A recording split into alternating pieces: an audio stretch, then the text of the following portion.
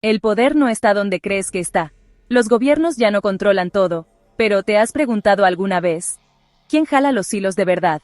¿Quién decide lo que ves, lo que compras, incluso cómo responde tu país a una crisis? Hoy, nos adentramos en las fuerzas ocultas que dan forma a nuestro mundo, corporaciones, ONG, milicias e incluso hackers.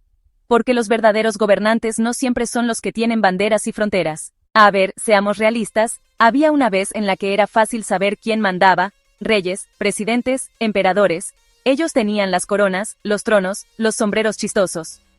Pero si avanzamos rápido hasta hoy, el mundo es básicamente un proyecto grupal gigante donde nadie sabe quién está haciendo el trabajo, pero de alguna manera se toman decisiones. Claro, los países todavía importan, pero están compartiendo el reflector con algunos jugadores inesperados.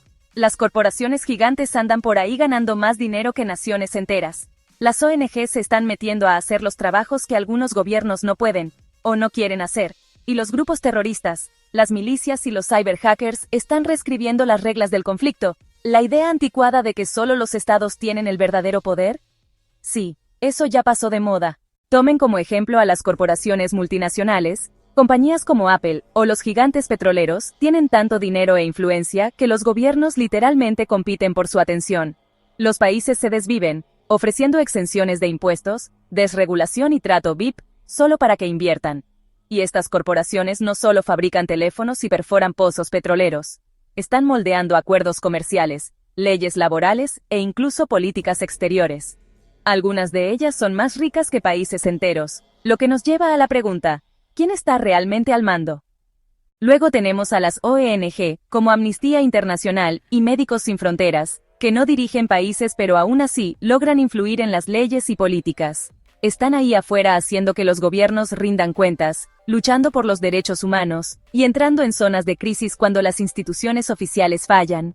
En algunos casos, incluso han impulsado la creación de tratados globales, como la prohibición de minas terrestres de 1997, algo en lo que los gobiernos de verdad batallaron para ponerse de acuerdo. Pero, y aquí es donde se pone complicado, las ONG dependen de donaciones, a veces de esos mismos gobiernos o de multimillonarios con sus propias agendas. Entonces, ¿son realmente independientes? ¿O solo son otra pieza del rompecabezas del poder?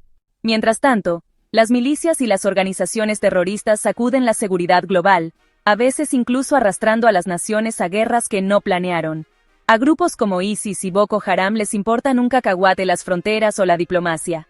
Reescriben las reglas del conflicto, obligando a los estados a reaccionar. La guerra contra el terrorismo de Estados Unidos, la expansión de la vigilancia, las invasiones militares, todo esto fueron respuestas a actores no estatales, lo que demuestra que no necesitas ser un país para cambiar la historia del mundo. Y no nos olvidemos de las milicias. Algunas de ellas están respaldadas por gobiernos y siguen actuando de forma independiente, lo que las convierte en aliadas y comodines al mismo tiempo. Y no me hagan hablar de los estados fallidos, donde las milicias se convierten en el gobierno de facto. Miren a Libia, varios grupos armados luchan por el control, con potencias externas eligiendo bandos como si fuera una especie de juegos del hambre geopolíticos. Cuando los gobiernos centrales colapsan, estas milicias intervienen, no solo luchando, sino gobernando, aplicando sus propias leyes y decidiendo quién obtiene los recursos. Cuanto más inestable es una región, más poder se transfiere a estos actores no estatales, lo que convierte la diplomacia en una pesadilla, y justo cuando piensas que los estados pueden contenerlos, te das cuenta de que algunos gobiernos en realidad prefieren usar a estos grupos como representantes, los financian, los entrenan y fingen tener las manos limpias mientras influyen en los conflictos desde las sombras. Las interacciones entre los estados y los actores no estatales son complejas y a menudo contradictorias. Por un lado, los estados intentan regular y contener la influencia de poderosas entidades no estatales a través de leyes, sanciones o acciones militares. Por otro lado, también dependen de ellas. Las corporaciones impulsan el crecimiento económico, las ONG proporcionan asistencia humanitaria donde los gobiernos se quedan cortos, y las milicias a veces sirven como representantes en las rivalidades geopolíticas. Hay casos en los que los actores no estatales rivalizan o incluso superan a los estados en influencia. Los gigantes tecnológicos como Google y Facebook controlan grandes cantidades de datos, dando forma al discurso público e incluso influyendo en las elecciones. Del mismo modo, las ONG como la Fundación Bill y Melinda Gates desempeñan un papel central en las iniciativas mundiales de salud, financiando campañas de vacunación que los gobiernos tienen dificultades para implementar.